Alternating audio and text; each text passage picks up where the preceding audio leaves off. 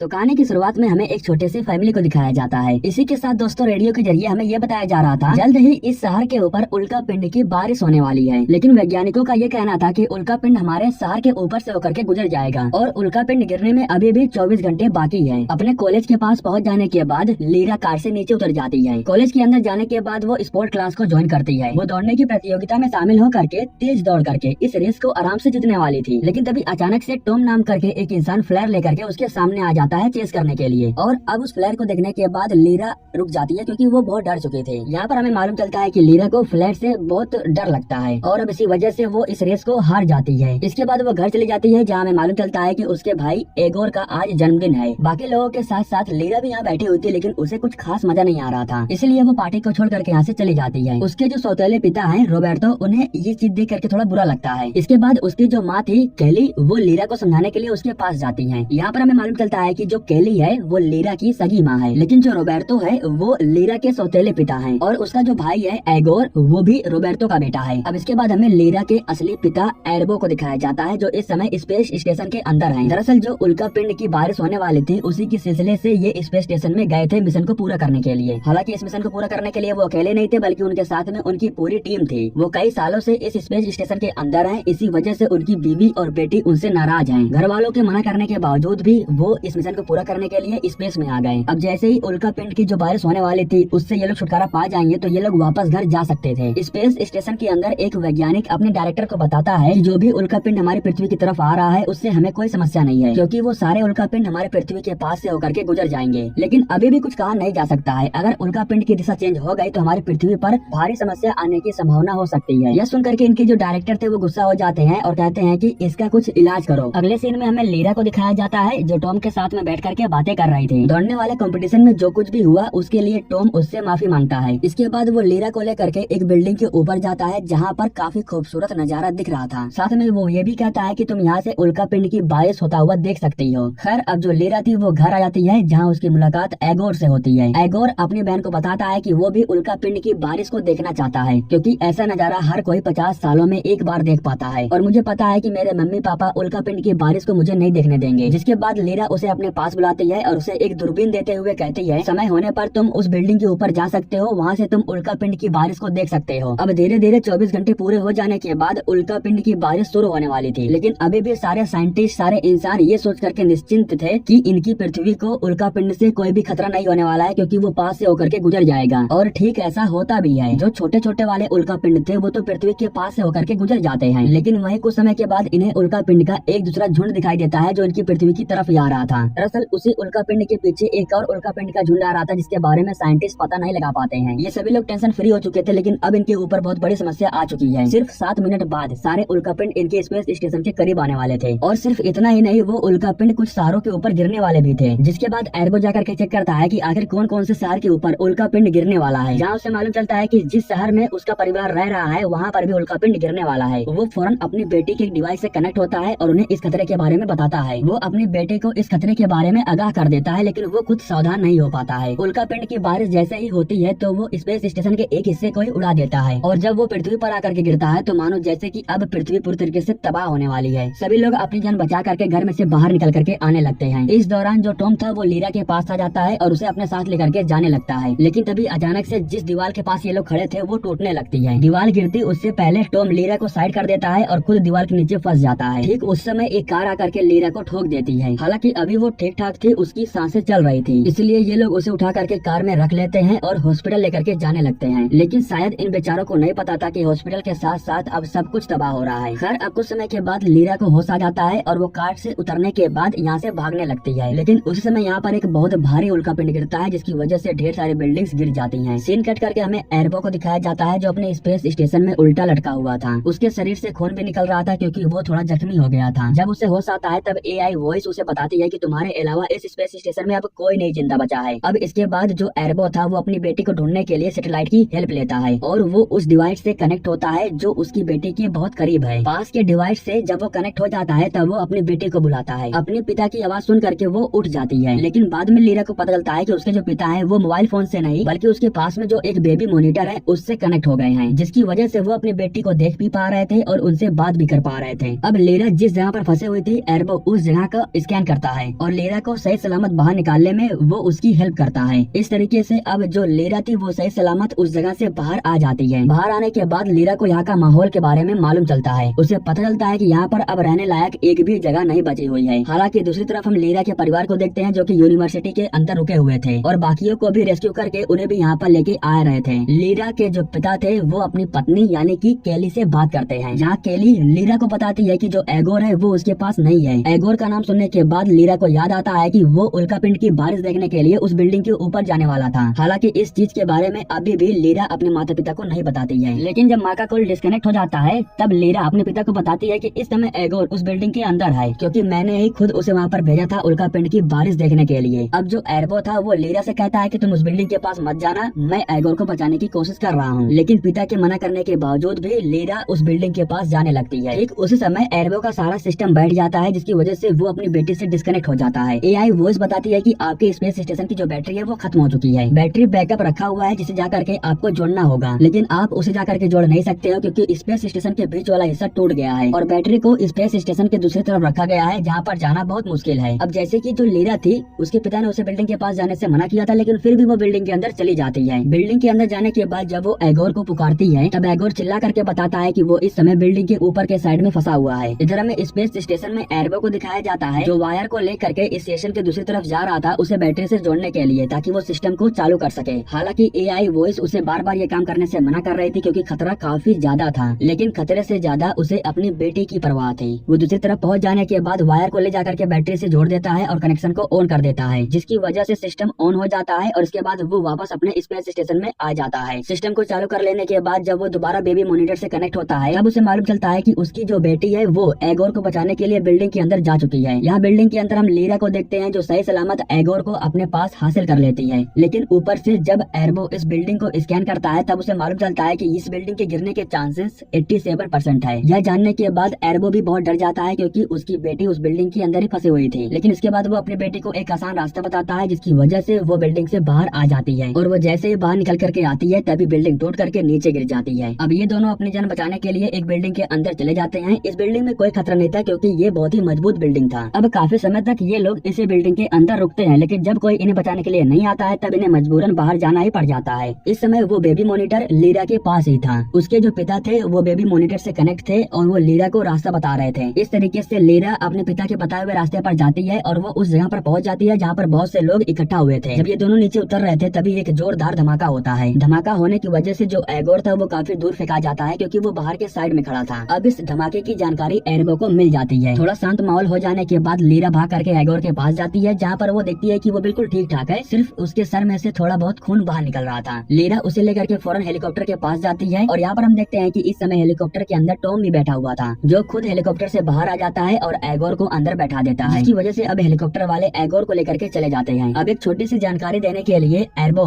एक बार फिर से लीरा के पास वाले डिवाइस से कनेक्ट होता है और इस बार वो टॉम के फोन पर कनेक्ट हुआ था। इसके बाद जब लीरा अपने पिता से बात करती है तब वो लीरा को बताते हैं कि तुम्हारे पास एक बहुत ही बड़ी बोट है। कुछ समय पहले जो धमाका हुआ उसी बोट के अंदर हुआ है, जिसकी वजह से आग फैल रही है और अगर आग धीरे धीरे पूरे बोट में फैल गई तो एक जोरदार धमाका होगा, जिसकी वजह से आधा शहर पूरी तरीके से बर्बाद हो जाएगा। तुम लोगों के पास अभी भी समय है, जितना हो सके उतनी दूर जाकर के भाग जाओ। मैं तुम्हें बता रहा हूँ अब रेस्क्यू टीम बिल्कुल भी नहीं आने वाली है, ये लास्ट हेलीकॉप्टर था। अगर इसके बारे में तुम किसी को जाकर के बताओगी तो वो तुम पर विश्वास नहीं करेगा। जिसके बाद लीरा कहती है कि मैं इस तरीके से सबको छोड़ करके नहीं भाग सकती हूँ। पिता की बातों को सुन करके वो गुस्सा हो गई थी, इसलिए वो फोन को फेंक देती है। दरअसल लीरा समस्या का समाधान ढूंढ करके उसे ठीक करना चाहती थी ताकि शहर और शहर में रहने वाले लोग दोनों की जान बच जाए। इसके बाद ये दोनों एक छोटे से नाव को लेकर के उस बड़े से बोट के पास जाते हैं। अब ये लोग बोट के अंदर जाते हैं लगे हुए आग को बुझाने के लिए, लेकिन आग काफी ज्यादा मात्रा में लगी हुई थी और जैसे ही आग को लीरा देखती है तो उसे बेचैनी होने लगती है। यहाँ पर जो टॉम था वो बेबी मॉनिटर को लेने के बाद उसे ठीक कर देता है, जिसकी वजह से अब उसके जो पिता थे वो दोबारा उससे कनेक्ट हो पाते हैं। जब उसके पिता को मालूम चलता है कि वो बोट के अंदर जा चुकी है तब उसके पिता भी उसकी हेल्प करने लगते हैं। वो रास्ता बताने लगते हैं कि आग को बुझाने के लिए इन्हें किस तरफ जाना चाहिए, लेकिन इस दौरान टॉम गलती से दूसरे दरवाजे को खोल देता है जिसमें आग लगी हुई थी। आग की वजह से टॉम काफी दूर फेंका जाता है, जिसकी वजह से वो बेहोश हो जाता है। अब टॉम बेहोश हो चुका था, इसलिए लीरा के पिता उससे कहते हैं कि अब जो भी करना होगा वो तुम्हें ही करना होगा। अब लीरा की हेल्प करने के लिए एर्बो टॉम के हाथ का एक हेल्प लेता है। अब जैसे कि टॉम का जो हाथ था वो रोबोट का बना हुआ था, यानी कि वो भी एक डिवाइस था, और अब इस तरीके से जो एर्बो था वो टॉम के हाथ के साथ खुद को कनेक्ट कर लेता है। उसने ऐसा इसलिए किया ताकि लीरा को लगे कि उसके पास कोई है और वो अपने आप को बिल्कुल भी अकेला महसूस ना करे। एर्बो कहता है कि आग तेजी से फैल रही है, तुम्हें जो भी करना होगा वो फौरन करना होगा। तुम्हारे सामने एक बॉक्स रखा हुआ है जिसके अंदर फायर आउटफिट है। लीरा फौरन जा करके उस बॉक्स में से फायर आउटफिट को बाहर निकालती है और उसे पहन लेती है। सूट को तो उसने पहन लिया था, लेकिन अब आग को बुझाने के लिए एक बहुत ही हार्ड वाले रास्ते को उसे पार करना था। जिस चीज से वो बचपन से डरते हुए आ रही है वो चीज ठीक उसके सामने थी, लेकिन फिर भी वो सिर्फ अपने पिता की बातों को सुनती है और आगे बढ़ती है। आगे जाने के बाद वो सारे नाइट्रोजन गैस के सिलेंडर्स को ऑन कर देती है, जिसकी वजह से कुछ ही पल में बोट के अंदर जितनी भी आग लगी हुई थी वो बुझ जाती है और ये लोग सही सलामत फिर से बाहर आ जाते हैं। एर्बो ने अपनी बेटी की तो जान को बचा लिया था, लेकिन वो खुद अपनी जान नहीं बचा पाता है, क्योंकि अब उसका जो स्पेस स्टेशन था वो वायुमंडल में प्रवेश कर चुका था, जिसकी वजह से उसके स्पेस स्टेशन में आग लग जाती है और स्पेस स्टेशन के साथ साथ वो भी जल करके मारा जाता है। इधर जो लीरा थी वो अपनी माँ के पास सही सलामत पहुँच जाती है, लेकिन अभी भी वो अपने पिता को याद करके बहुत रो रही थी। इसके बाद वो अपने भाई को देखती है जो कि बिल्कुल ठीक ठाक था। कुछ जगहों पर ही उल्का पिंड गिरा था, लेकिन कुछ जगह ऐसी थी जो बिल्कुल सुरक्षित थी। ये लोग उन्हीं में से एक जगह पर जा करके अपनी लाइफ को एंजॉय करते हैं। और इसी के साथ दोस्तों ये कहानी यहीं पर समाप्त हो जाती है। दोस्तों हमारे YouTube चैनल को सब्सक्राइब करने के लिए आप लोगों का दिल से शुक्रिया।